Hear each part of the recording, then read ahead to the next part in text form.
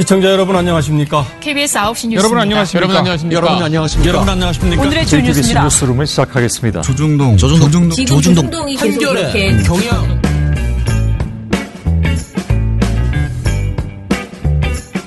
민원연의 미디어 탈곡기 309화를 시작하겠습니다. 네, 3일 쉬고 왔더니 목청이 좋아졌습니다. 저는 민원연에서 사무처장을 맡고 있는 김원경입니다. 네, 활동가 이봉우입니다. 활동가 이정일입니다. 네, 또 겸손하게 활동가 모니터 팀장 이봉우입니다 해주시죠. 네. 모니터 팀장을 맡고 있는 내일부터. 네, 모니터 대장입니다. 네가 언제 대장이 됐어? 사기꾼아. 네, 팀장보다는 팀장. 대장이 좀 낫지 않습니까? 네. 자, 이정일 활동가 어디 가서 뭐 하고 놀다가 이제 돌아오셨습니까? 네, 여름휴가를 즐기고. 네. 네. 어디 놀러 가셨어요? 네, 놀러 갔다 왔는데. 네. 좋다. 근데 살이 하나도 안 탔는데?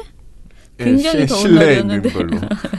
너무 더워가지고 네. 밖에 못 나가겠더라고요. 네. 그래서 푹 쉬다가 잘했습니다. 잘 쉬고 왔습니다. 오초롱 활동가는 거의 죽어났었습니다. 그래서 그 초보자께서 그 이제 대타 띄워주신 그 3일의 마지막 날 네. 몸살이 나서 장렬하게 못 오지 않았습니까? 장렬하게 아니, 지금 첫날부터 네. 손목이 너무 아프다며 네. 죽을 것 같다며 네. 그러더라고요. 그래서 결국 그러니까. 3일 좀 하니까 탈이 났다. 네. 네, 그러니까요. 이게 처음 해보는 일이 참 그래 쉽지가 않습니다. 네. 네. 그렇죠. 심심한 위로의 말씀을 네. 드리며 네. 저런 활동가에게 맛있는 걸 사는 걸로. 아니 나중에 무슨 한겨레 저번에 우리가 이번에 상 주기로 한 한겨레 보도에 뭐지? 그 노동 OTL 말고 ORG. 네, ORG. 응, 그거 막 체험 이런 글로 막 나오는 거 아니야? 오초롱 활동가 민원연에 와서. 그래도 지금 여러 기술 배우고 가는 게 또 나름 나쁜 일은 아닙니다. 너무 웃기다. 네, 그러면은 우리 미디어 스크랩부터 해봐야 되는데요. 제가 댓글들을 읽다 보니까요. KBS, MBC 이사 후보에 대한 촌평만 하지 마시고 YTN 사장에 대해서 이야기 좀 해주세요라고 이야기를 하셨어요. 그래서 사실 저도 사실 잘 모릅니다. 제가 사람 이름과 그 사람의 행적에 대해서 이렇게 꼬박꼬박 잘해오는 스타일이 아니어서요. 이 사람 아는 사람인데 이 사람 나쁜 사람 이 정도만 기억이 나고 이 사람 어디서 구설수에 올랐는데 정도만 기억이 나더라고요. 그래서 그런데 이상하게 정말 무슨 뭐가 엠바고가 걸린 것처럼 이상하게 YTN 관련된 그 사장에 대해서 너무 보도가 없잖아요. 네. 그래서 저도 정보를 캐내기 위해서 좀 여쭤봤어요. 그래서 그 정보를 가지고 오늘 풀어드리도록 하겠습니다. 살아있는 뉴스 깨어있는 방송 한국의 뉴스 채널 YTN. 자, 저희가 YTN 사장 후보 관련해서 정보를 좀 알려달라라는 4440416님의 요청이 있어서 네. 좀 살짝 검색을 해봤어요. 네. 그런데 솔직히 말하면 한 분 빼고는 존재감이 별로 없더라. 아니 저도 봤는데 네. 한 분만 아는 이름이고 네네. 다른 분들은 잘 모르겠더라고요. 예. 그러니까 한 분은 확실히 존재감이 있는 분이고요. 그리고 한 분은 굉장히 많이 들어본 사람인데 이게 이제 문제적 인물로 얘기를 들어본 사람이었어요. 근데 그런 분이 최종 후보에 올라갔어요? 네, 그렇더라고요. 참. 자, 일단은 우리가 아는 한 분 굉장히 유명한 사람 정찬영 TBS 교통방송 사장. 이십니다. 근데 네. 현 사장인데 YTN에 지원을 하셨네요. 네, 그러니까요. 지원을 하신 거 보니까 큰 마음을 지금 내가 교통방송을 일으켜 세운 것처럼 YTN도 한번 제대로 우뚝 세워버리라 이런 생각을 가지시지 않았을까요? 라고 생각이 드는데요. 그래도 어찌됐든 모르는 분도 있으니까 설명을 드리면요. 네. MBC 라디오 PD 출신이십니다. 아주 유명한 손석희의 시선집중의 PD였죠. 전에는 또 여성시대, 지금은 라디오시대를 하셨고요. 김미화의 세계는 그리고 우리는 그리고 신해철의 고스트스테이션, 이루마의 골든디스크, 배철수의 음악캠프 등 아주 유명한 프로그램을 연출했던 분입니다. 한마디로 재간꾼이다. 게다가 시사적인 그 감각도 굉장히 뛰어난 분이다. 저는 그렇게 생각을 합니다. 그리고 이제 2015년에 TBS 교통방송 사장으로 자리를 옮겼는데요. 교통방송에 가신 이후 물론 그 이전 교통방송도 뭐 썩 나쁘지는 않았어요. 그러니까 성경환 사장이 있을 때도 뭐 현상 유지는 잘 했습니다. 그리고 내용이 좋아졌었어요. 물론 교통방송이 그 시장이 서울시장이 바뀌면서 굉장히 많이 이렇게 방송의 어떤 그 모든 내용이 막 바뀌는 그런 일들 저는 사실 바람직하지 않은 그런 일들이 계속 발생을 일관성이 좀 했어요. 없었죠. 네. 그런데 이제 정치환 사장이 들어간 다음에 굉장히 파격적으로 김어준 씨나 또는 뭐 김종배 뭐 많은 사람들을 TBS 라디오에 이제 출연시키고 TV도 굉장히 많이 그 전보다 큰 성과를 보인 것은 사실입니다. 그래서 저는 굉장히 훌륭하게 잘 역할을 해주셨고 특히 뭐 김어준의 뉴스공장 같은 경우에는 사실 굉장히 국민들이 시사 문제에 관심을 갖게 하는데 굉장히 큰 도움이 되는 프로그램이었다고 저는 생각해서 저희가 작년인가요? 그 김어준 씨를 대상을 주는데 김어준이라기보다는 사실은 김어준의 뉴스공장이라는 그 프로그램이 가진 의미가 굉장히 컸다고 생각을 했거든요. 그런 의미에서 TBS에게 좋은 점수를 줄 수밖에 없었어요. 그리고 이분이 MBC 제8대 노조위원장 출신이고요. 개인적으로는 저희 민원연이 예전에 언협 시절에 저희에게 와서 언론학교도 강의도 해주시고 또 같이 정책위원으로 막 이렇게 활동도 해주시고 아주 어렸을 때부터 뭐라 그럴까요? 언론 개혁이나 그 뭐 공정한 언론에 대한 고민 이런 것들이 분명히 있었던 분이다라고 저는 생각을 합니다. 그래서 늘 뭐라 그럴까 동지라는 느낌으로 아주 좋은 아저씨라는 생각으로 늘 가지고 있었는데 사실은 YTN 사장 후보가 된 것은 좀 의외였습니다. 왜냐하면 MBC도 많은 분들이 MBC 사장에 응모하기를 이제 권유하였는데 그래요? 예, 그랬잖아요. 그래서 당시에 굉장히 계속 물망에 오르고 있었는데 본인이 안 간다라고 결정을 했었거든요. 자기 고향인 MBC도 안 가, 그러니까 후보를 안 냈었는데 어쩌다가 보도 전문 채널 YTN의 사장으로 이렇게 지원을 하셨는지 그러게요. 그 뒷사정은 제가 들은 바 없고요. 전화해서 물어보고 싶지만 그것까지는 제가 좀 민망하고요. 네. 아무튼 이분이 지금 사장 후보다라는 것이고요. 제가 좀 존재감이 없다 하는 이 세 분은 다 YTN 출신입니다. 김주환 현 YTN 부국장 그리고 오수학 전 YTN DMB 상무, 황명수 현 YTN 국장 이렇게 세 분인데요. 현직 YTN이면 약간 좀 그렇지 않나요? 그렇죠. 그죠? 그리고 특히 김주한 현 YTN 부국장은요. 그 최근에 저희가 어떤 오보라고 밝혀진 보도들 그 보도를 하신 분입니다.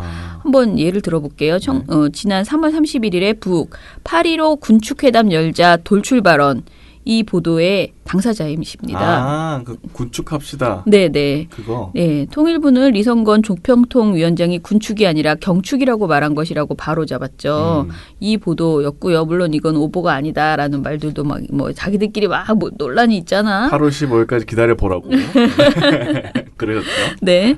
그리고 2015년 또 8월 11일에 단독으로 북일 극비 접촉 아베 이달 중 방북 정상회담이라는 보도를 했었는데요. 같은 날 일본 정부가 그런 사실이 없다며 부인했고 실제로 아베의 방북은 이루어지지 않았던 일이 있습니다. 그래서 이것도 너무 성급한 보도였다. 결과적으로는 오보가 그러면 됐던. 정정 보도해야죠. 아니 그런 거는 모르겠어요. 그런 거 모릅니까? 네, 네. 지금 이거 군축회담 열자도 지금 끝까지 아니라고 지금 하고 있는 상황입니다. 방심위에서. 그리고 또 예전에 2015년 11월 10일에 단독으로 YS 차남 김현철 씨 미국 이민 추진 중이라는 보도를 냈었는데요. 같은 날 김현철 씨가 내가 왜 이민을 가느냐라고 반박하는 일이 있었답니다. 아니 소스가 어디 있길래 자꾸 다 틀리시네. 그러니까 아무튼 이분이 전문 기자 타이틀을 달고 단독 기사를 종종 내고 있는데 오보로 밝혀진 사례들이 제법 있었다라는 것이고요. 이분이 YTN 공채 일기고요. 보직 경험이 전혀 없고요. 외교 통일 안보 전문 기자로 현재 국방부 출입을 하고 계시다. 이명박근혜 정부의 언론 장악에 대해서 어떤 의사표현도 하지 않았고 그러니까 반대하지 않았다. 적극적 부역은 아니지만 같이 한 번도 싸워보지 않았다. 그냥 암묵적 동의를 하고 있는 거죠. 사실상 그것이 부역자들에게 큰 힘이 되죠. 그렇죠. 네. 이런 사람들. 네. 2008년 10월에 구보농 사장과 노종면 위원장이 출석했던 방통위 국감에서 구보농 사장 의전을 했던 그런 분이라고 합니다. 돌발 영상 마지막 PD였는데 제작 거의 안 하면서 폐지하는 데 일조했다라는 평이 있다는 이야기가 있네요. 자, 그래서 이 김주한 현 YTN 부국장에 대해서는 세 분 중에서 그래도 제일 좀 이분은 아닌 것 같아요라는 생각이 드는 분이시고요. 오수학 전 YTN DMB 상무가 있는데요. 이분은 YTN의 그 라디오 본부장 2009년에 라디오 본부장이었고요. 2011년에 DMB 사업본부에 있대요. 그런데 사내에서도 존재감이 너무 없어서 뭐라고 평하기가 어렵다고 합니다. 이건 뭐지? 그러니까 김주환 부국장은 좀 어찌됐든 뭐 여러 가지 오보도 났고 그런데 이분은 그냥 존재감 없다. 조용히. 말씀드리기 어렵다. 제가 아무리 조사를 해도 뭐가 잘 안 나옵니다. 검색해봐도. 이런 분 찾기 힘든데. 네. 근데 아무튼 네 분에 들어갔다는 거 마지막. 그러게 그것도 신기하네. 그렇죠. 자, 황명수 현 YTN 국장은요. 지금 YTN의 국장 되우시고 전 YTN 시청자 센터장이었다고 합니다.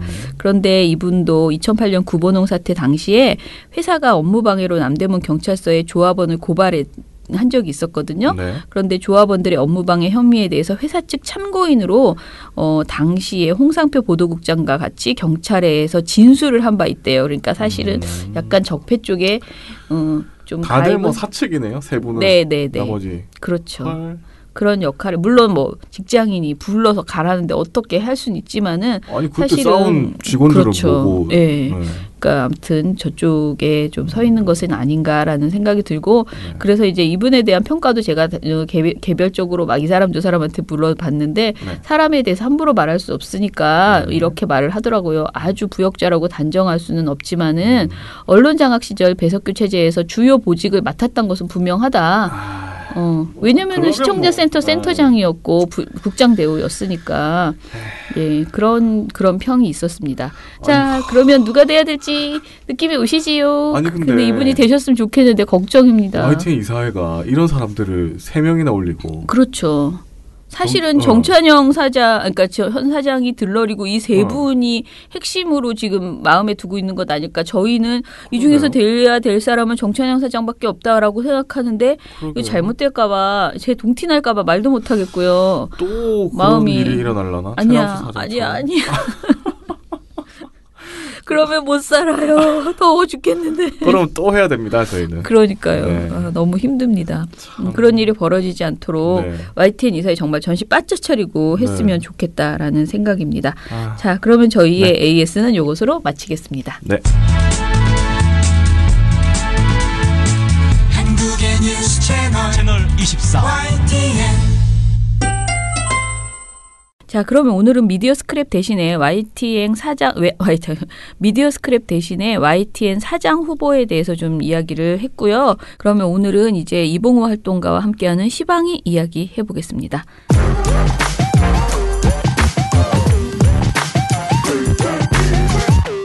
네, 일단은 8차 안건에 대해서 심의 결과가 어떻게 나왔는지 얘기해 주시죠. 네, 지난 8차 안건 7월 11일에 상정이 돼서 7월 18일 수요일까지 의견을 받았습니다. 네. 안건은 뭐였냐면은 TV조선 김광일의 신통방통 6월 25일 방송 강진 살인 사건 관련 대담이었습니다. 네. 저희가 아마 소개해드린 적이 있을 거예요, 내용을. 사인이나 범행 과정, 범행 동기에 대해서 밝혀진 바가 하나도 없는데 TV조선이 너무 과도하게 상상을 늘어놓으면서 시신 부패 과정, 시신 부패 상태, 성폭행 여부, 뭐 이런 거를 과도하게 이제 추정을 해서 막 얘기를 많이 해버렸고, 그 과정에서 이제 피해자가 몸캠을 했느니, 했을 것이라는, 했느니, 했을지도 모른다느니, 이런 가능성까지 언급하면서 사실상 2차 가해나 다름없는 그런 방송이었습니다. 이게 가위로 자르듯이 자른 게 아니라 부패되면서 이게 시신이 부패되면서 이게 빠진 그런 모양이라고 합니다. 그리고 알몸 상태였던 거는 어떤 성범죄 와중에서 그렇게 알몸 상태로 됐을 그런 가능성. 부패 상태라고 이야기했지만 사실 지금이 들짐승들, 산짐승들이 많이 다닐 때거든요. 그렇다 보니까 예상치 못했던 이런 훼손 상태가 발생을 한 겁니다. 가령 예를 들면요. 이 이제 50대 용의자가 내가 여고생 하나를 데리고 가는데 너하고 나하고 이 여고생을 어찌어찌 좀 성폭행을 잃은 자신들의 말을 쓴 다음에 그 다음에 어떻게 하자. 이제 이랬을 가능성까지도 있지 않습니까? 당장 30만 원 주겠다, 몇십만 원 주겠다. 이랬을 가능성이 있다고 보시는 겁니까? 뭐 우리가 이제 확인된 바는 전혀 없는 상황입니다만 요새 이제 친구들 중에는 경우에 따라서 이렇게 범죄에 노출되는 경우에 예. 원조 교제가 있다든지 아니면 우리가 흔히 말하는 이제 몸캠이라 그래서 야외에서 일련의 누드 사진 같은 것을 찍어가지고 예. 이 부분을 이제 뭐 어떤 뭐 웹사이트나 이런 데다 올려서 금품을 얻어내거나 이런 경우들 사건 사고에서 우리가 간혹 보게 되는데요. 네.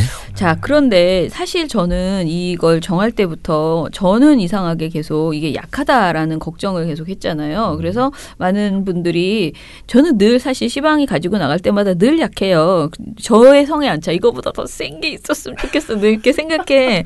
문제야, 문제. 이게 사람이 점점 나빠지는 거지. 아니 근데 제가 이해하는 거는 네. 그 전에 하도 나쁜 걸 많이 해가지고 네. 최근에는 되게 조심하는 편이잖아요. 약해 보여요. 네. 그런데 저는 그래서 심히 이게 생각보다 반응이 이번 안건이 그렇게 높지 않을 거라고 생각했는데 그렇지 않았다고 합니다. 일단은 그 제재 수위도 굉장히 높았고요. 그리고 시민들의 분노의 의견들 이런 것들이 그 어느 때보다 굉장히 아주 뭐라 그럴까 화가 많이 나셨다. 이런 것을 느낄 수 있었다고 하는데요. 자, 심의 결과와 제재 수위 얘기해 주시죠. 네, 1139명의 시민들이 역시 참여를 해주셨고요. 네. 우리가 7차 안건보다 한 400명 늘어났습니다. 네. 다스베이다 왠지 별로 약발이 떨어졌습니다. 네, 다스베이다 처음 출연했을 때 우리가 8,000명이 넘는 시민들이 참여를 해주셨었는데 이것도 우리의 약발이 떨어진 건가? 네, 이게 약간 이제 8차 정도까지 오니까 네. 그래도 1,000명이 넘게 참여를 해주고 계시니까 상당히 많이 해주시고 계신 거예요. 꾸준히. 네, 네. 지금 8차까지 개근한 분도 계시고 네. 아무튼 참 감사드립니다. 그래서 이번에 보면은 1,139명 중에 딱 8명만 빼고 1,131명이 99%가 모두 법정 제재하셨고요. 네. 이제 8명만 행정지도 또는 문제없음 네. 이렇게 하셨습니다. 이 문제없음 주시는 분들 지금 장난치시는 건가요? 문제없음을 주시는 분이 이번에 3명인데 네. 이 문제없음에 그러니까 장난이라기보다 실수 또는 장난을 치시는 분들이 계시긴 하지요. 네. 그래요?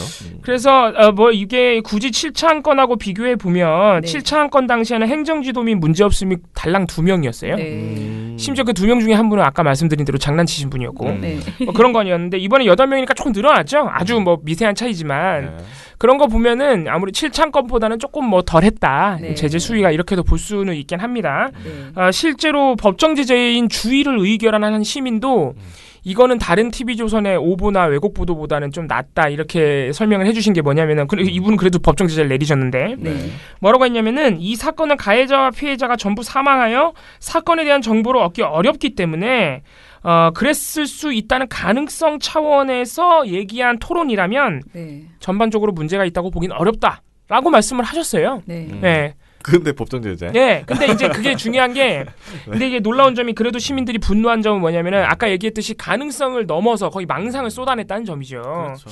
그래서 이 안건 같은 경우에 그 어떤 안건보다도 그 시민들의 어떤 분노에 찬 심의 사유가 굉장히 많았어요. 아, 그래요? 그러니까 의결 사유를 남겨주시는 분이 있고 그냥 안 남겨주시는 분도 있고 한데 이번에는 굉장히 많이 남겨주셨는데 네. 엄청 화가 많이 나셨어요. 대부분의 시민들이. 그러니까요. 네, 그래서 아까 말씀드렸던 그 주의를 의결한 분도 이게 가능성 차원에서 얘기했다면은 전반적으로 문제 없다라고 일단 밑밥을 까신 다음에 네. 그 다음에 이제 자기가 주의를 내린 이유를 말씀을 해주세요. 이분은 평소에 가해자나 피해자의 인품을 말하고자 한다면 그분들의 주변에 있는 사람들을 취재를 해서 충분히 정보를 얻을 수 있을 텐데 원조 교제하고 몸캠을 언급했다. 근데 이 정도는 충분히 주변인들로부터 취재를 해서 그런 사실관계 가능성 여부를 확인한 다음에 굉장히 주의를 기울여서 보도해야 되는 부분이고 그렇다면 말하지 않아야 된다. 그런데 그거를 마치 이미 피해자가 한 것처럼 이거는 사망한 당사자와 피해자 가족들에 대한 또 다른 가해다. 그래서 이제 주의를 내리셨다 이거죠. 다른 시민들도 심의 역사상 최악의 방송 사례다. 이런 의견이 있었고. 그런 정도의 생각을. 예. 피해자와 시청자 모두 안중에도 없는 2차 가해 방송이다. 네. 출연자나 제작진 본인들의 자녀여도 이렇게 방송을 하겠는가? 구역질이 난다. 이거는 내 마음이랑 똑같네요. 네. 스스로도 확인된 바 없다면서 왜 피해자를 돈 벌기 위해 몸을 판 사람으로 만드는 것인가? 토할 것 같다. 네. 고인 및 유가족의 불행을 오락거리로 삼았다. 이것도 정말 맞는 말이에요. 출연진들은 법적 책임까지 물어야 한다. 이런 이 분노에 찬 의결 사유가 그 어느 때보다 많았던. 평소에는 우리 뭐 김정은 암살 방송 이런 거 보면 화가 나신 분들도 있지만 대부분의 의견 사유는 뭐냐면 약간 놀리는 거예요. 황당하고. 네, 황당하고 놀리는 거거든요. 뭐 니네가 그렇지 뭐 또는 뭐 야 TV조선 이렇게까지 하는데 좀 봐주자 뭐 이런 의견 사유도 있고 아무튼 그런 유인데 이번엔 굉장히 화가 많이 나신 거예요. 그 우리 남편이랑 옛날에 어렸을 때 우리가 이런 얘기 많이 했는데 이제 모니터를 하다 보면은 이 한마디로 이 사람 진짜 고소해야 되는데 고소해줘야 되는데 이런 생각이 드는 수준의 그런 피해를 입은 방송이나 신문으로 인한 피해를 입은 사람이 많잖아요. 네. 근데 우리가 이렇게 말로 법적 책임까지 물어야 한다 그러는데 법적 책임 물으려면 본인이 당사자가 그러니까 피해자 가족이 고소하셔야 되거든요.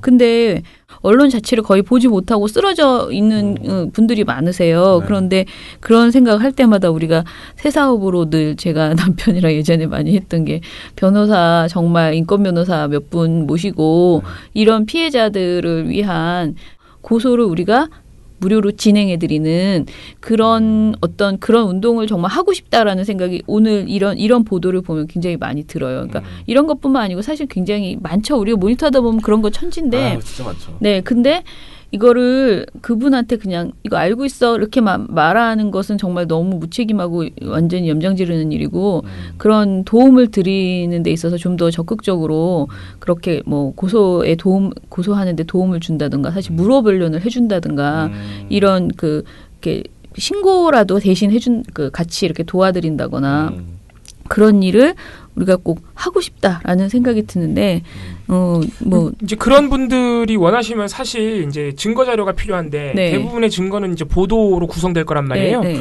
그런 거는 사실 저희가 이미 쌓여 있는 경우도 상당히 많고, 그러니까요. 저희가 충분히 도와드릴 수 있어요. 예를 들어 예전에 김대중 전 대통령 평화박물관이었나요? 뭐였죠? 네네. 김대중 전 대통령 기념사협회였나요? 네, 네. 거기도 저희가 너무 종편이 심각하게 김대중 대통령 명예훼손한 게 있어서. 네. 저희가 거기 말씀드린 적도 있어요. 고소하셔야 된다고. 예.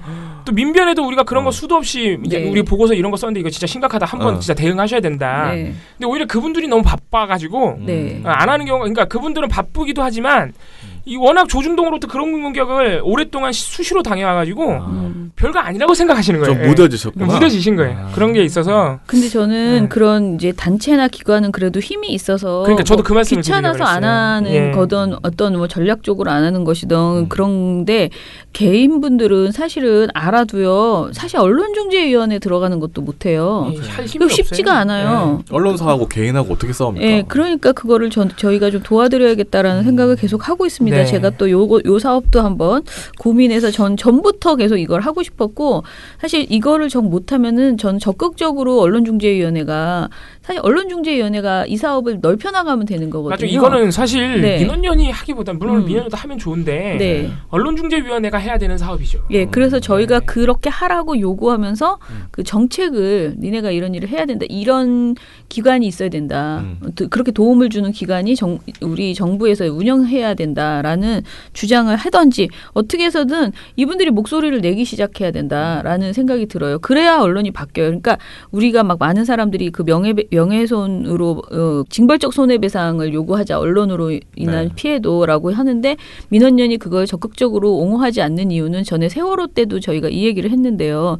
징벌적 손해배상이 되면 진짜 대부분의 언론사가 지금 현재 있는 언론사는 다 망해요. 한 명도 살아남는 자가 없을 거예요. 왜냐하면 징벌적 손해배상은 그 정말 징벌을 하는 정도의 손해. 지금 예를 들어 우리는 한 뭘 잘못하면 1,000만 원. 우리 이번에 보셨죠?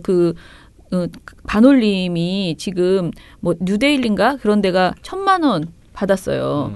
그런데 그 보도의 악질성 엄청난데도 1,000만 원밖에 벌금을 안 받거든요. 그런데 징벌적 손해배상이 되면은요, 막 1억 이렇게도 아니고요, 한 10억.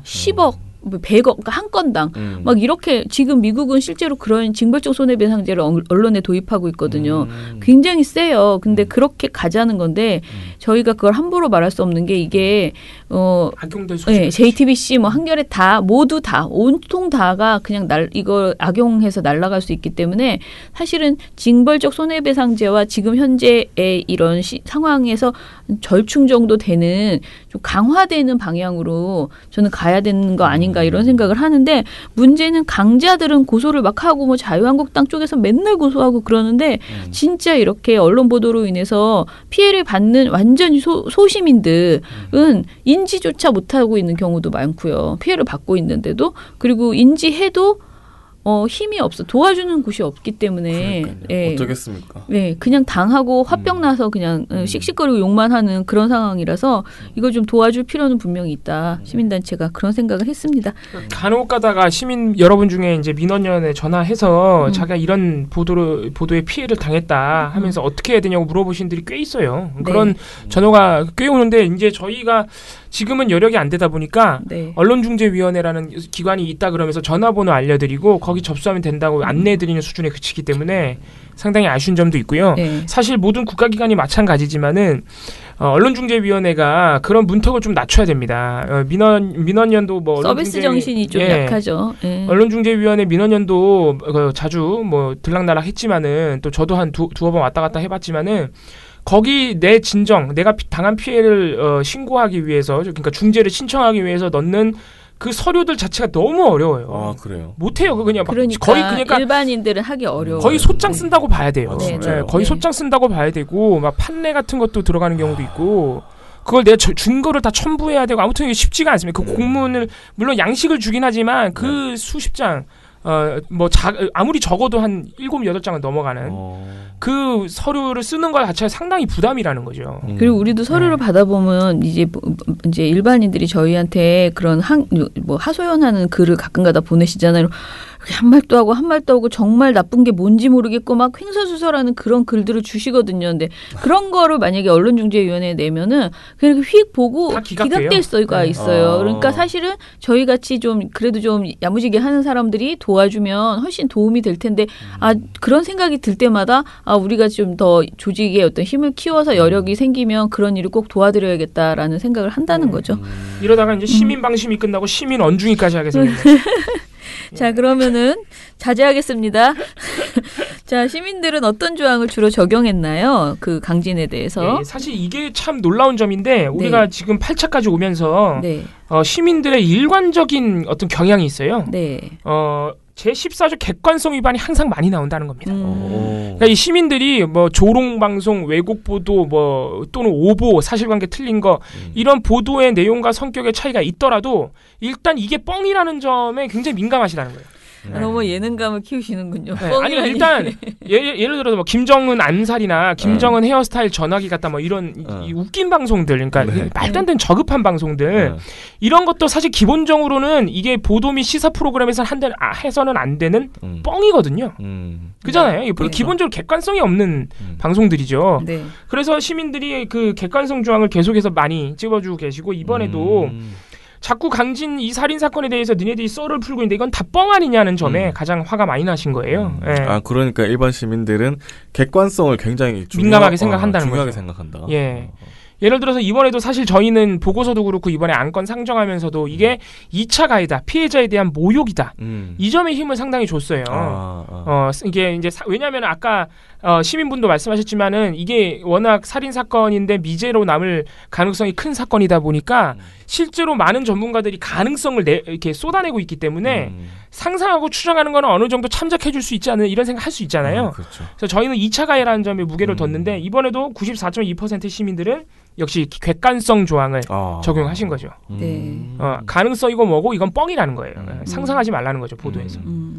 그 다음이 이제 저희가 얘기했던 뭐 인권 침해 또는 2차 가해 부분에 해당하는 제23조 범죄 사건의 보도가 80%, 품위 유지가 64% 이렇게 나왔습니다.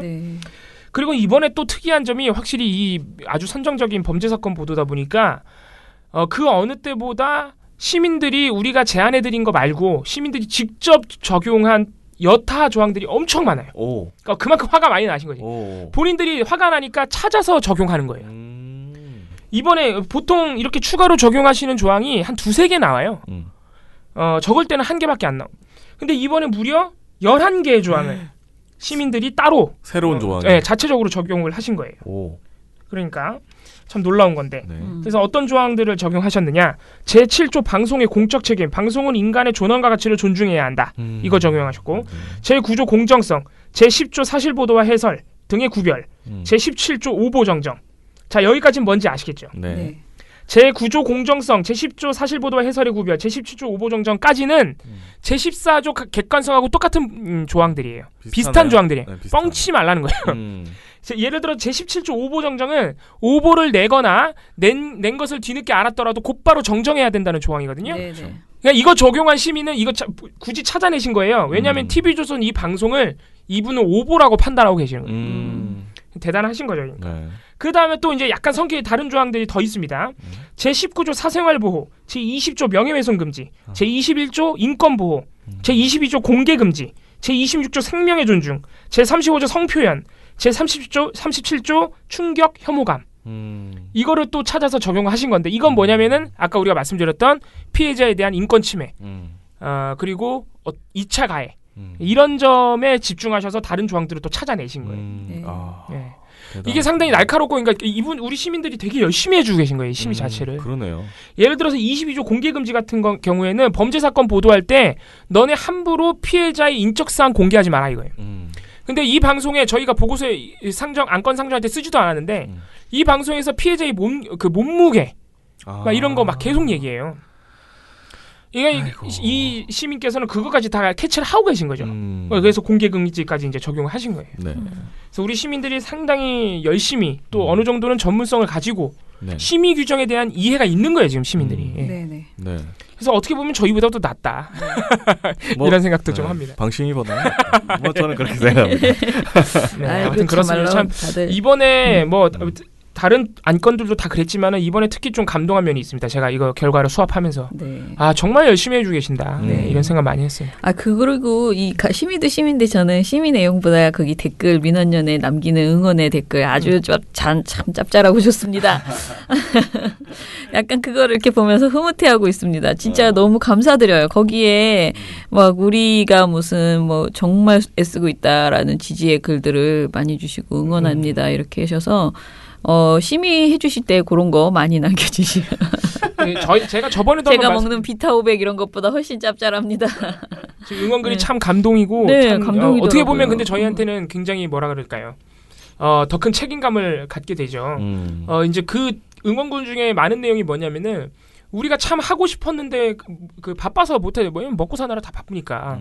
바빠서 못했던 일을 민원연이 대신해줘서 고맙다. 이런 내용이 상당히 많아요. 그래서 참 감사하고 더 열심히 해야겠다는 생각도 들고 우리가 이 방송 심의위원회 이렇게 열심히 하고 있는데 이게 반드시 좀 방심위원들의 어떤 변화, 심의의 변화를 이끌어내는데 일조를 할 수 있도록 저희가 노력을 더 하겠습니다. 근데 아직 어제 안 그래도 김어준 씨가 이제 마지막으로 어제 제가 다스베이다 나갔는데 이거 이렇게 하면은 반응 좀 달라지는 것 같아요. 이렇게 물어보셨어요. 근데 제가 아직 2개밖에 우리가 한 것 중에서 심의가 된 게 2개밖에 없고 하나 풍계리 5번은 그나마 주의가 나왔고 하나 나치 세월호 리본을 나치에 비유한 거 이것은 권고가 굉장히 낮게 의견 제시 나왔잖아요. 그래서 이제 요거 2개밖에 없고 나머지들은 지금 대기 중이다. 기대하고 있다. 이제 우리가 그렇게 센 의견을 냈으니까 이렇게 이야기를 했는데 이제 제가 여러분들이 많이 해주셔야지 그분들한테 저희가 메일도 보내고 있고 우리가 심의위원들한테 다 메일 보내고 있고 또 발표도 매번 하고 있으니까 많이 주셔야지 된다라고 얘기를 했는데 제가 그렇게 인사를 하고 나왔는데 이제 방송이 마무리되는 그 마지막 멘트로 나는 이게 분명 영향이 있을 거라고 생각한다라고 김어준 씨가 저는 이제 막 나오고 있었거든요. 근데 말하는 게 전 인사하고 나왔으니까 말하는 게 들리는데 그렇게 말을 하더라고요. 그러면서 또 막 거듭 강조를 하면서 이런 거 아무데도 안 하는데 민원연이 이렇게 방심위에 대해서 문제가 있다. 아직도 정권이 바뀌었으니까 달라졌을 거라고 생각하는데 그렇지 않다는 걸 이렇게 계속 얘기해 주고 있다. 이런 걸 하는 데는 민원연밖에 없다. 또 막 이렇게 마치 약장사처럼 굉장히 강하게 우리를 칭찬해 줘가지고 제가 좀 약간 오늘 왜 이러지? 막 이러면서. 김어준 씨의 마음이 우리 응원글 달아주시는 시민들의 마음이랑 똑같아요, 사실. 그러니까 그래서 더 열심히 해야 되고 제가 볼 때는 저는 시방이가 갑자기 시방이 때문에 심의 결과가 바뀐다 그럴 리는 없겠지만 엄격하게 심의 규정을 적용한다 이렇게 될 것 같지는 않고요. 그런데 분명한 거는 저번에도 비슷한 말씀을 드려가지고 반복하기 좀 그런데 이거 분명히 지금 방심위 심의위원들이 알고 있어요. 이거 하고 있다는 거예요. 제 생각에 의식하고 있습니다. 시방이 합니다 그분들. 저는 분명히 그렇다고. 그러면은 문제 없으면 권고가 좀 많이 나와야 되는데. 그렇게 하기에 너무 눈치 보이니까 티 나니까. 그렇지 않을 것 같은데. 살짝. 너무 웃기다. 법정 제재 안 나올 정도로 저는 한다고 봅니다. 아무튼 근데 의식하고 있는 건 확실합니다. 왜냐면 제가 우리 민원연이랑 좀 친한 기자분들도 그런 말씀 해주신 적이 있고요. 그래요? 알고 있다 심의위원들이. 그거 우리 오프라인에서 하는 그 전체회의 있잖아요. 시민방송심의위원회 전체회의. 이거 만약에 하면은 참여 의사를 가진 심의위원도 있다 그러시고. 아무튼 그렇기 때문에 분명히 의식하고 있기 때문에 우리 참여 시민들이 앞으로 더 열심히 의견 사유도 진짜 많이 남겨주세요. 이게 의견 사유를 남겨주시면 정말 좋아요. 이번에 특히 많이 남겨주셔서 감사했습니다. 네. 자, 그러면은 구차 안건 상정한 거 내용 얘기해 주시죠. 구차 안건은 채널A의 정치데스크 7월 11일 방송 기무사 계엄령 문건 관련 방송이었습니다. 네. 특히 채널A의 지금 일관된 어떤 논조는 뭐냐면은 기무사 계엄령 문건 아무것도 아니라는 겁니다. 뭐 최악의 상황 대비해서 군이 그런 거 계획할 수 있는 거지. 뭐 그거 가지고 호들갑이냐 실행됐냐. 뭐 이런 유의 주장을 채널A에서 하고 있는데 이날 방송이 좀 더 심각했던 것이고.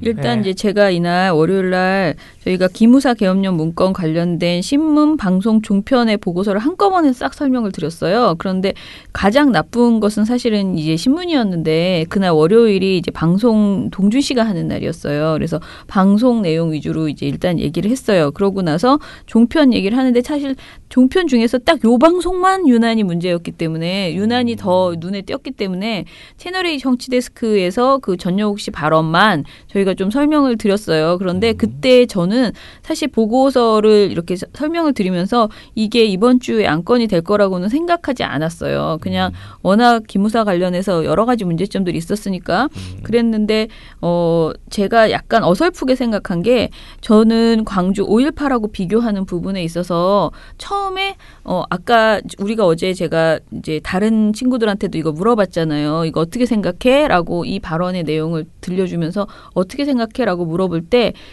처음에 이렇게 주의 깊게 듣지 않으면요. 그냥 그런 말인가 보다 이렇게 생각할 수 있어요. 그런데 이것을 새겨 들으니까 다시 들으니까요. 실제로 그리고 제가 그 텍스트로 읽는 거하고 실제로 방송으로 듣는 거하고 너무 다르더라고요. 근데 이렇게 딱 저는 텍스트로만 처음에 보고서로만 받았는데 그때는 뭐 예전에 이렇게 주저주저 긴 말을 했어 이렇게 생각했어요. 그랬는데 실제 방송을 딱 듣고 나니까 막 이놈의 지지배가 막 진짜 뭐 이런 게 다 있어 막 이런 정말 이 나쁜 막 그런 생각이 저는 전여옥 씨가 어떤 짓을 해도 여태까지 그렇게 화난 적이 없는데 이번에는 오히려 반대로 남들은 다 그냥 그런갑다 하는데 저는 용서가 안 된다. 무식해도 이건 무식한 건지 악의적인 건지 모르겠지만 이거는 정말 너무 안 좋다라고 생각이 들었어요. 자, 그래서 그 내용을 일단은 들어보셔야 됩니다. 일단 듣고 나서 저희가 이야기를 할게요. 5.18 수십 배 사건이 터질 뻔했다라고 얘기했습니다. 이번 논란과 5.18 당시를 비교하는 발언, 전 작가님은 어떻게 들으셨습니까? 매우 부당하죠. 그 당시에 그 5.18의 경우는 아주 온 국민이 불안해할 정도로 또 광주에서 정말 그 대단한 일이 있었고, 근데 우리가 그 촛불 집회의 경우는 뭐 보수나 진보나 할 것 없이 지금 그 당시에 박근혜 전 대통령의 문제에 대해서 이건 국민의 목소리를 크게 낸다는 그런 점에서 매우 질서 있고 또 어떻게 보면은 국민들의 그 의사 표현의 그 장으로서 활용된 겁니다. 어떤 국민들이 그 5.18 당시와 같이 그 분노와 또는 그 어떤 반민주화에 대한 그 저항, 굉장한 격렬한 저항 이런 게 아니었던 거죠. 그런 점에서 이거를 5.18 민주화 항쟁하고 똑같은 반열에 놓고 어떻게 보면은 큰 일이 일어날 뻔했다. 이것은 제가 보기에는 분명한 선동이라고 생각합니다. 저는 물론 기무사에서 이런 문건을 작성했다든가 이런 것이 적절했다고는 보지 않습니다.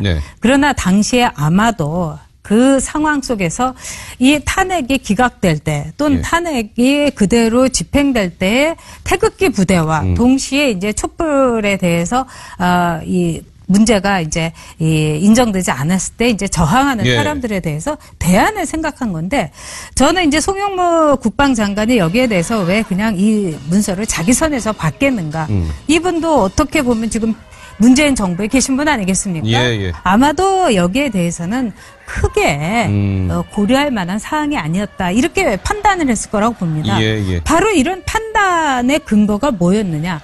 지금 우리가 살고 있는 이 시대적인 상황입니다. 1980년대와 지금 우리가 살고 있는 2018년에 엄청난 차이인 겁니다. 그런 점에서 정치인들이 여기에 대해서 저렇게 뭐 수십 배의 학살이 있을 거고 양민 학살이다 이렇게 보는 건 부당하고요. 또 문재인 대통령도 그 인도에 가가지고 거기에서도 여기에 대해서 독립수사를 지시한 거는 결국은 여기에 상응할 만한 하나의 결과를 보이지 않는, 아니, 뚜렷한 압박으로 볼 수 있지 않겠습니까? 그래서 이런 점에서 모두들 우리가 차분하고, 그 다음에 신중하게 이 사안을 봐야 된다고 봅니다. 알겠습니다. 네, 이철희 의원 얘기 좀 듣고 왔는데요. 네, 전 작가님 이렇게 한번 여쭤볼게요. 문재인 대통령은 이 사안을 굉장히 위중하게 보고 있는 것 같습니다. 해외 순방 중에 첫 1호 특별 지시가 이 기무사 문건 파동을 제대로 조사하라 이거였습니다. 근데 일각에서는 이게 이렇게까지 급한 일인가에 대한 의문점을 갖는 분들도 분명히 있는 것 같습니다. 이 부분에 대한 전 작가님 생각은 어떠세요? 지금 이철희 의원조차도 사실 이거는 굉장히 불분명하다. 그리고 가릴 문제지 뚜렷하지가 않다. 이렇게 얘기하고 있지 않습니까? 근데 이제 문재인 대통령이 인도 출장에서 더구나 이것을 독립적인 수사로 해라. 이렇게까지 지시를 했다는 거는 아마도 그 기관에서 이렇게 딱 볼 때는 대통령이 화가 났다. 대통령이 매우 분노했다. 이렇게 보일 겁니다. 그러면 우리 사회에서 이 대통령에게 너무나 많은 권력이 집중되어 있는 우리의 그 정치 시스템에서 이럴 경우는 과잉 수사도 있을 수 있고 또 대통령이 원하는 답변 또는 대통령을 지지하는 세력들이 이끄는 대로 결과가 나올 수도 있습니다. 그래서 저는 대한민국 대통령들이 그동안 했던 많은 실수가 있는데 절대로 분노하지 말아야 되고 또 대통령이 감정을 실은 언어를 말해서는 안 됩니다. 그리고 가장 중요한 것은 대통령이 이 일을 하지 않는 것이 좋겠다. 대통령이 무슨 일을 하는 것도 중요하지만 하지 않는 것도 중요한 겁니다. 그런 점에서 이번 일은 매우 우려스럽다. 이렇게 생각합니다. 네. 자, 그러면 이 발언의 문제점 한번 얘기해 보시죠. 전영욱 씨. 처장님 말씀하신 대로 저는 처장님이 이렇게 어제처럼 화를 내실 거라고는 사실 예상 못했고. 아, 그래요? 왜냐하면 저는 이게 5.18에 대한 모독이다. 모독으로 해석될 수 있다. 그리고 이건 기본적으로 기무사를 옹호하려다가 기무사를 너무 옹호하려다 보니까 이게 굉장히 횡설수설 말도 안 되는 소리를 하고 있는 거예요. 봤는데 이게 무슨 소리야 이렇던데요. 그렇죠. 굉장히 무리수를 둔 거예요. 기무사를 옹호하려다 보니까. 그러니까 옹호할 수 없는 걸 옹호하다 보니까 이상한 논리를 펴게 되는 건데 그러다 보니까 이제 5.18과 촛불 집회를 동시에 좀 모욕한 게 된 거죠. 일단은 저는 그렇게 알고 있었는데 생각하고 있었는데 처장님은 어제 그거를 이제 영상으로 처음 보시다 보니까 더 이제 분노하게 되신 거죠. 일단은 그 이제 장영달 그 개혁 기무사 개혁 TF 위원장의 그 발언이 문제인 것처럼 정치데스크가 부각했잖아요. 일단 이 프레임 자체가 웃기는 거죠. 기무사 문건을 가지고 문제라고 얘기해야지 그 발언이. 이게 방송이 진짜 이상해요. 그러니까 기무사 계엄령 문건을 다루려면 그 문건을 먼저 다루고 뭐 아무 일도 아니라고 주장을 하든가. 다짜고짜 시작하자마자 그 장영달 의원의 잘못하면은 진짜 5.18보다 더 큰 일 터질 뻔했다. 이 발언부터 보여주더니 다짜고짜 그걸 엄청 까는 거예요. 그러니까 그 발언이 문제라고 까는 이 방송 자체의 프레임이 문제다라는 첫 번째 얘기를 하고요. 그다음에 두 번째는 전영욱 씨가 이제 매우 부당하죠라고 단정적으로 말합니다. 위원의 발언, 그 발언이 장영달 의원 발언이 뭐가 부당하냐는 말이죠. 그러니까 만약에 계엄 그 문건이 정말 실현됐다면은 광주보다 더 크냐? 왜냐하면 엄청 더 많은 사람이 광화문에 모였었고, 당연히 더 큰 수십 배의 큰 사건이 일어날 뻔한 것이라는 것은 부당한 게 아니고 상식인 거예요. 그 문건을 보면. 그런데 이분이 전영욱 씨가 제 너무 화가 나서 전영욱 씨가 매우 부당하다라고 한 다음에 하는 말이 5.18의 경우에는 온 국민이 불안해할 정도로 광주에서 정말 대단한 일이 있었고 라고 말합니다. 자, 이 말이 되게 중의적이잖아요. 대단한 일이라는 말이. 그러니까 뭐 괜찮은 것이라고 보이지만 5.18이 온 국민이 불안해할 정도로 광주에서 어떤 폭동이 있었고로 들릴 수밖에 없는 맥락이 그 다음에 있다는 거죠. 그런데 촛불 집회의 경우에는 그 보수 진보 할 것 없이 지금 박근혜 전 대통령의 문제에 대해서 국민의 목소리를 크게 낸다는 점에서 매우 질서 있고 또 어떻게 보면 국민들의 의사 표현의 장으로 활용된 겁니다. 상당히 비교한 거예요.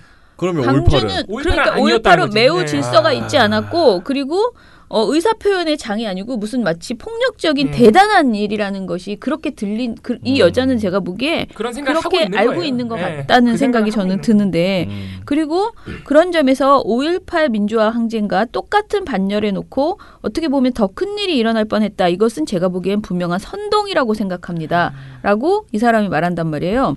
그런데 제가 거듭 말하는데 촛불 집회는 질서가 있었고 5.18은 질서가 없었다. 그리고 5.18은 그냥 반민주화 운동이 아니고 격렬한 저항이었다라고 이야기를 하잖아요. 이 사람이 또. 그런데 그 격렬한 저항이라는 것도 사실은 똑같아요. 우리 촛불도 엄청 격렬했어요. 우리는 설렁설렁한 게 아니야. 우리가 뭐 담배 피우고 술 마시려고 거기 광화문 나간 거 아니거든요.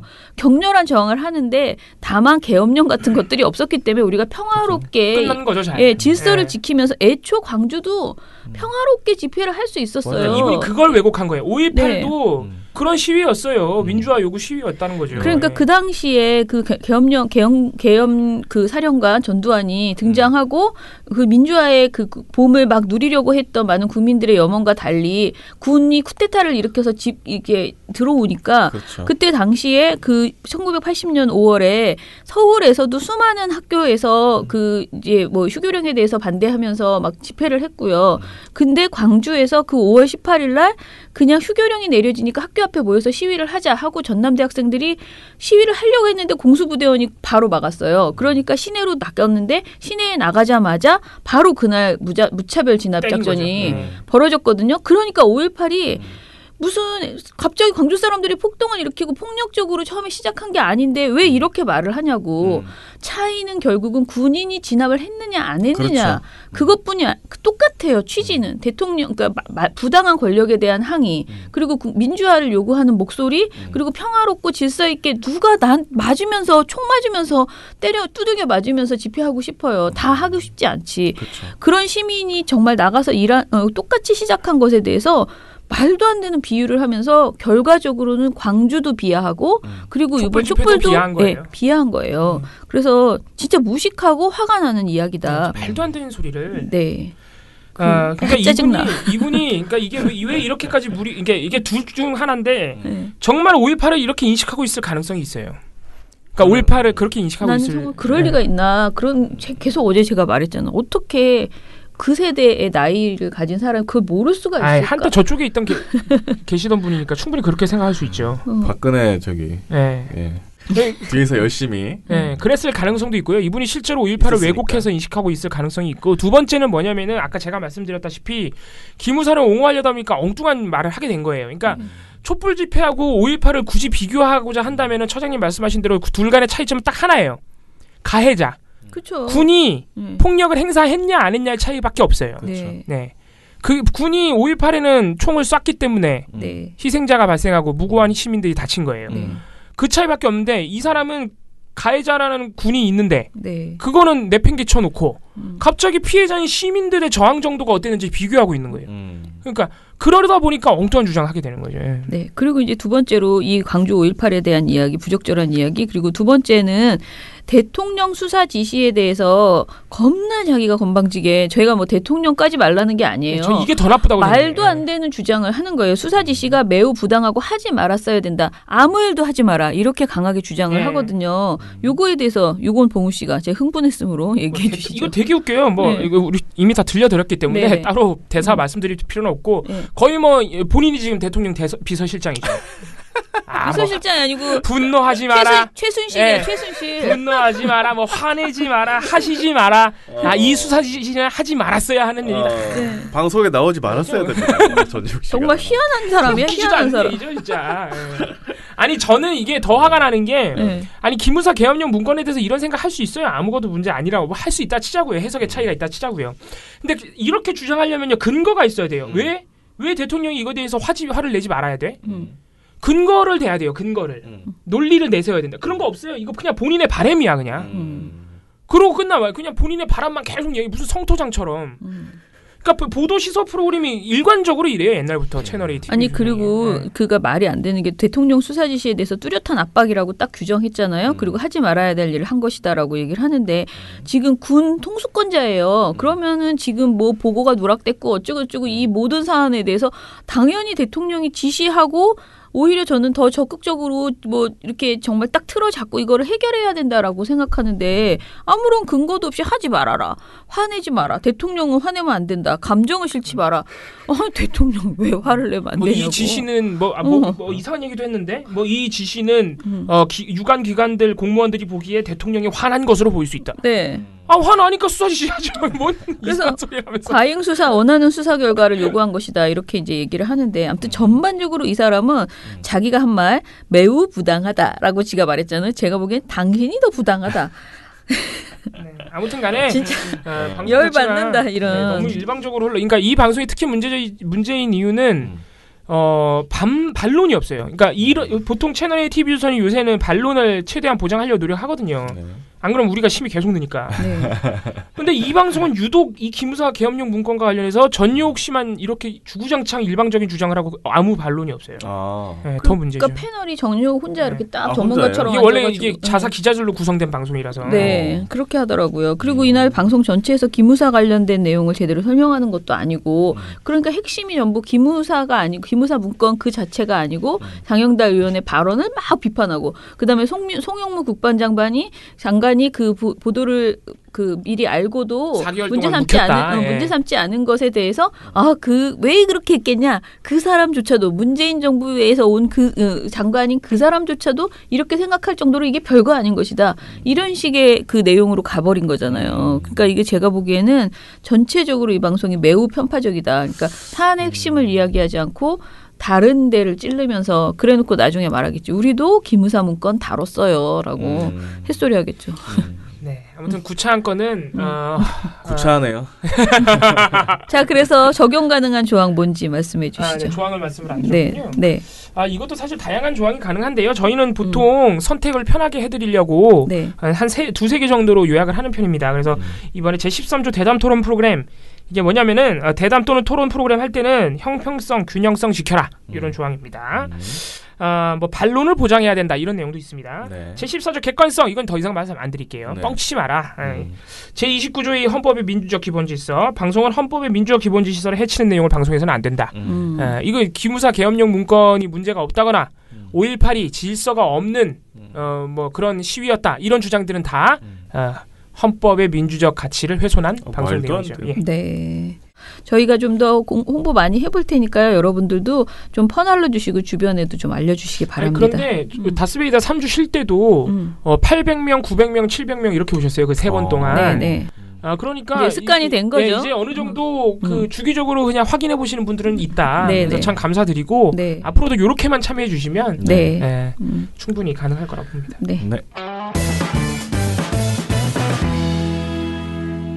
네, 그러면은 댓글 해보겠습니다. 옥수수 요염차님, 어제 방송 잘 들었습니다. 초롱활동가님, 주말에 책 읽어주실 때 목소리 참 좋다 했는데 평일에도 참석해 주셔서 좋네요 라고 하셨습니다. 그리고 근로장려금 관련 기사가 많이 나오는데 그것에 대해서도 뭔가 이게 사실과 다른 내용들이 있다, 그러니까 말하지 않는 내용이 있다라고 하셨어요. 디테일하게 뭐 이런저런 이야기를 하셨는데 이것도 한번 저희가 살펴보도록 하겠습니다. 너무 덥습니다. 물 많이 드세요. 흐흐 하셨어요. 예. 요즘 먹을 게 너무 많아서요. 냉장고에 물 말고 좋은 거 많습니다. 네. 미련곰탱님 거. 네. 어제도 잘 들었습니다. 저는 처장님 사진만 봐서는 다이어트 안 해도 된다고 생각한다고. 동안 얼굴에 건강해 보이신다고. 아니, 저는 어제 저희 방송을 들으면서 처장님이 TV조선을 보신다는 것 자체가 약간 충격이었습니다. 왜요? 집에 있으니까 왔다 갔다 내리다 올리다 늘 보게 되는데, 특히 저는 이 몸 관련된 거는 꼭 보거든요. 제 약간 병적으로 저것도 뭐 신제품 막 이러면서 보는데. 그러니까 자꾸 홈쇼핑에 낚이시는 겁니다. 그러니까. 네, 마침 미련곰탱이도 말씀하셨네요. 종편 홈쇼핑 연계는 사람들을 현혹시키기 충분하다. 우리 처장님은 처장님께서도 현혹되고 계신 거죠. 저는 종편과 그 쇼핑 채널 다 안 보기 때문에 전혀 현혹될 일이 없습니다. 네. 레이니치세님이 제보 하나 하겠습니다. 오늘 JTBC 뉴스룸에서 아이 위한 대마 약품 이젠 밀수 아니다. 법 개정 키로라는 제목의 뉴스를 내보냈습니다. 이 사안은 많은 분들이 아실 거예요. 그 아이가 뇌전증을 앓고 있을 때 대마 그 약품을 입에 이렇게 넣으면 금방 그 간질 발작 증세 같은 그게 이제 안 되잖아요. 치료용으로 네, 쓰는 치료용으로 거죠? 쓰는데 그런데 이 보도 이게 정말 부모들이 다 범죄자가 돼버리는 그런 일이 있어서 굉장히 문제라는 보도가 많았었는데요. 이것이 해결됐다는 건데 이 보도의 마지막에 이제 이런 얘기를 했다는 거예요. 기자가 빗장이 풀리는 것은 의료용이지만 자연스럽게 전체 대마에 관심이 쏠리게 됐습니다. 그동안 일부 연예인들이 꾸준히 합법화 요구를 해온 만큼 앞으로 공방이 뜨거워질 전망입니다. 라고 말을 했대요. 근데 이것에 대해서 레이니치세님은 굉장히 이제 문제 있는 발언이다라고 이야기를 하셨어요. 다른 건 몰라도 아이들의 건강을 위한 조치이고 더 빨리 이루어지지 못해서 안타까운 현실인데 이것을 만약에 그 멘트를 다른 그러니까 부모님들이 봤다면 뇌전증 아이들의 부모님이 봤다면 어떻게 느낄까라고 하셨어요. 근데 저는 사실 이 의료용 대마가 풀리면서 다른 것들에 대해서 이제 나올 수도 있다고 생각하는데 이 말 자체가 아주 그렇게 겁나 악의적이라고는 생각하지 않거든요. 그런데 어찌 됐던 간에 그동안 일부 연예인들이 꾸준히 합법화를 요구할 만큼 공방이 뜨거워질 전망입니다. 이거는 좀 많이 진도가 나갔다. 왜냐하면 절대 이렇게까지 이것도 겨우 이루어진 거예요. 정말로 당연히 해줘야 되는 일을 이렇게 어렵게 됐기 때문에 JTBC가 좀 과하게 이제 이 대마가 마치 합법화가 금방 논의가 진행될 것처럼 이렇게 이야기를 하고 레이니치세님 말씀처럼 이 열심히 싸워왔던 정말 합리적인 주장을 했던 사람들이 혹시 대마 합법화를 위해서 뭔가 한 것처럼 비춰지게 할 여지는 분명히 있었다라는 그렇죠. 생각이 들어서 저도 아쉽다는 생각은 듭니다. 네, 그리고 440416 제가 어제 뵀거든요. 오늘도 처장님 뵈러 다스베이다 보러 갔네요. 종편 광고를 위하여 자신의 프로그램도 종편은 이제 광고를 위하여 자신의 프로그램도 파네요. 이정일 PD님 휴가 잘 다녀오셨나요? 혹시 네, 시간 되실 때 YTN 사장 후보 3인에 대한 평가 부탁드립니다. 내일도 탈탈탈 하셨습니다. 네, 레이니치세님 하나만 더 읽어주세요. 그 밑에. 멍 때리고 있네. 저. 응? 오늘도 좋은 방송 감사합니다. 저는 TV를 그것도 종편은 거의 안 보는데 어머니께서는 종편의 일명 건강 관련 프로그램을 상당히 애청하시고 저에게 때때로 거기 나오는 동작들을 따라해보라고 강요하시고 한다고. 너무 웃기다. 왜 그런 강요를 하시는? 근데 그런 어머니가 그런 어머니가 강력하게 종편을 비판하실 때가 있대요. 바로 종편에 나오는 물품이 홈쇼핑에서 동시에 나올 때. 어머니 그래서 정말 눈치가 빠르시네요. 예, 어머니가 이거 눈치가 빠르신 거예요. 대단하시네. 예. 그래서 그것 때문에 레이니치세님은 좀 먼저 알고 계셨나 봐요. 우리 처장도 당하는데. 전 알면서도 늘 당합니다. 기꺼이 당해드립죠. 그러고. 그래서 방통위가 지금 시청자들을 우롱하고 있다. 이렇게 또 비판을 해주셨습니다. 네. 재밌네요. 그리고 파일명이 이게 무슨 뜻이야? DDDDDOG 이건 뭐야? 네, 이렇게 돼 있는데 원래 제가 파일을 올릴 때 날짜 더하기 D 이렇게 해서 올리거든요. 이번 올해는 그게 뭐냐면 2018 이렇게 쓰기 너무 피곤한 거예요.